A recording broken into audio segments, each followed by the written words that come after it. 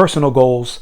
When people approach me to hire me as their success coach in terms of formulating or have them really focus and detail what their personal goals are, we're often off in terms of what they call a personal goal and I do in terms of semantics. To me, as a success coach, the finances, the profession, the family life, etc., your relationships, the goals you have for that are goals unto their own. Personal goals, that's different. To me, personal goals are body, mind, and soul. And that's what we're talking about on this video. Personal goals. Let's go.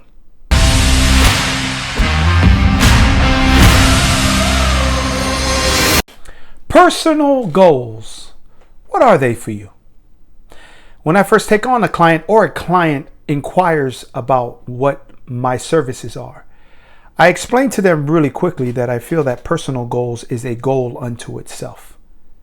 Now, does it all fall on the person? Yes. But in terms of focusing and making sure that there is a rating system and that we are aware of all the goals that compose the phases of our life, being personal, familial, spiritual, professional, financial, and then relational. So then personal goals per se, in terms of success, and success being the achievement of goals, is there are at least 3 goals for me that are personal and personal only. And again, these are semantics. I'm not here to debate what it is that we call these things or that if you're right or wrong. My pose to you is just your consideration that this might be something that could help bring to the forefront of your mind, bring some clarity or awareness to what a personal goal is so that you could define it and increase the probability of hitting on each and every one of your goals that compose the overall success of goals and the achievement of goals within your life with the corresponding joy, peace, happiness, fulfillment, and love. And in that, personal goals to me comes down to body, mind, and soul. Under body is first health. Like, what are the diagnostics of your body in terms of testing and do you have the right blood pressure, cholesterol level, and all of the measurements it is that health and science use to make sure that you are in good health, because this is the only vehicle that's taking you, me, and we into the future to accomplish anything it is that we want in terms of our success or life fulfillment. So first and foremost, under body is health. Then what are the 2 things it is that really impact and influence either good health or bad health?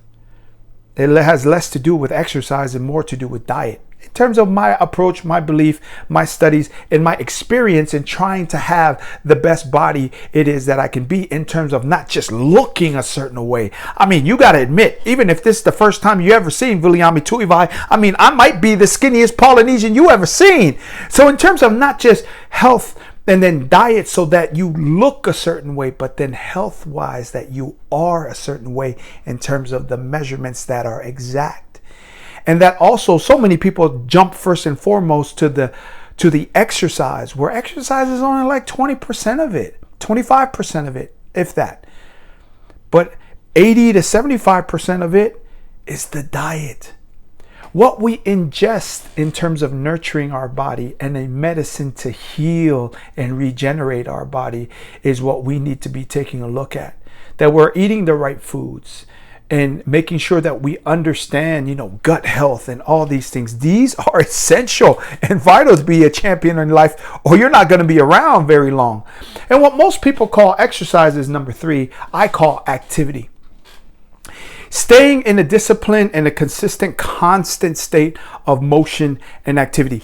Even all the greats in terms of personal and professional development, especially the one guy it is that I feel is all about this in terms of vitality, Brendon Burchard, is always talking about pit stops. That for your health, for a person like me that's sitting down on a Zoom calls and coaching people, 33 one-on-one sessions every single month, coaching companies like this, is like staying active is that every 55 minutes to an hour and 15 minutes, I get up and I do some type of activity, motion, stretching, cupping, and making sure that I'm stretching and making sure that I stay active, because that's part of the vitality equation for my body. to have a vibrant body, an active body that gives me the energy and the vitality that I need to succeed in terms of this personal goals, right? Staying alive and as healthy as I can, because if we dead and 6 foot under, that's a wrap, right? And then, so those are the 3 aspects for body. For mind is really, it starts with knowledge. And gaining this knowledge, being an ongoing and never-ending student. That should be a goal, a personal goal. And then where now knowledge in terms of what it is that we know is activated into performance and execution in terms of now intelligence. Because people go, oh yeah, that's an intelligent person because they got a 4.0. I get that. I get that academic intelligence is very important, but I also get from all the entrepreneurs that I have met that are absolutely crushing it, that never finished school. I also understand that intelligence is something that you see in terms of activity, performance, and execution. But I didn't say that there's only one or the other. I'm saying that in terms of this mentality in the mind for personal goals, whereas body, then it goes mind, is terms of gaining that knowledge, awareness, understanding, and heightening your level of knowledge and wisdom. Because knowledge is the understanding and the knowing of facts, but wisdom now through intelligence is the understanding of that knowledge and application through experience.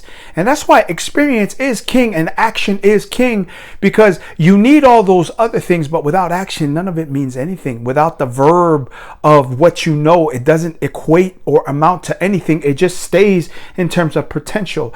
And then it goes from intelligence now to, well, how do I then, coach, in terms of that personal goal, develop that? Well, act and then reading. I feel that reading really is like that weight room for the mind, where you exercise it, you keep it active, you keep it vibrant. I'm always reading all the time. In fact, I just finished this book, Brendon Burchard, High Performance Habits, in terms of reading, exercising, and making sure that my mind stays sharp.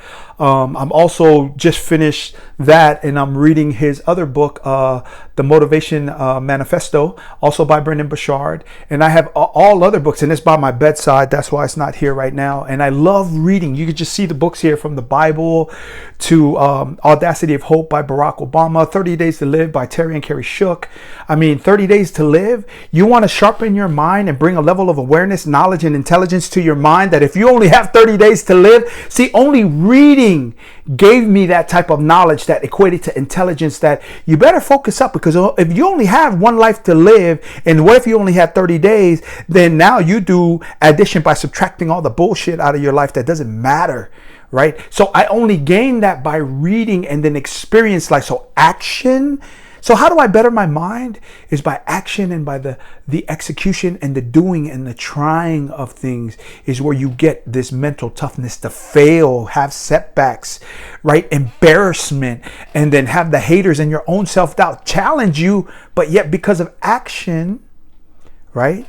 And reading, like those activities, make your mind stronger and sharper, because you only know if you can overcome certain shit in life, blind sides in life, all these backstabbing haters. You only know that you can overcome them if you've actually overcome them in the past. That's why action and reading, by doing those things and referencing the knowledge, making that knowledge become intelligence, and creating mentally, this is a goal, is to have wisdom, the knowledge and the intelligence through execution and performance of experience. That's how you get wisdom that at least I want to access, and to me is a huge goal, a huge personal goal. And then now number 3 is in terms of the soul. And I love this quote that says that, you are not a body or a physical being trying to figure out how to live a physical existence.